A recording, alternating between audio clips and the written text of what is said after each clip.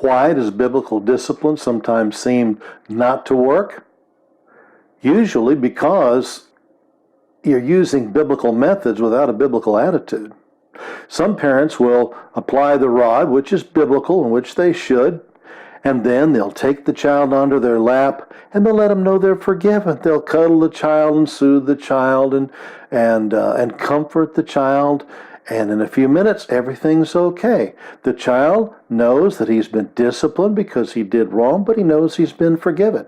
Then there's the other parent who applies the rod and then says to the child, "No, go to your room and stay there till I tell you you can leave." What are you saying to the child?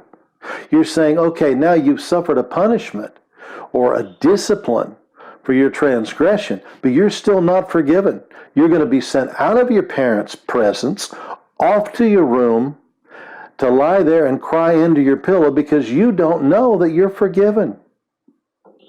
What does that create in a child but bitterness? And where does that bitterness come from? Scripture tells us that a root of bitterness in one person's life will spring up and defile another person's life. And that child who receives a discipline, chastisement for his transgression, but then is not made to feel that he's forgiven and accepted and everything's okay, he's going to develop a spirit of bitterness too. And that's how the spirit of bitterness, the root of bitterness, as the Bible calls it, gets transferred from generation to generation to generation.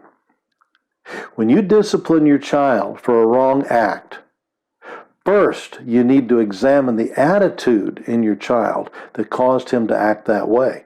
And before you examine that, you had better examine your own attitude, because if it's wrong, if you're disciplining in bitterness, you may rest assured that your discipline will not have the desired effect. You will not create godly character. You will create ungodly bitterness, and that will go on until it is biblically resolved.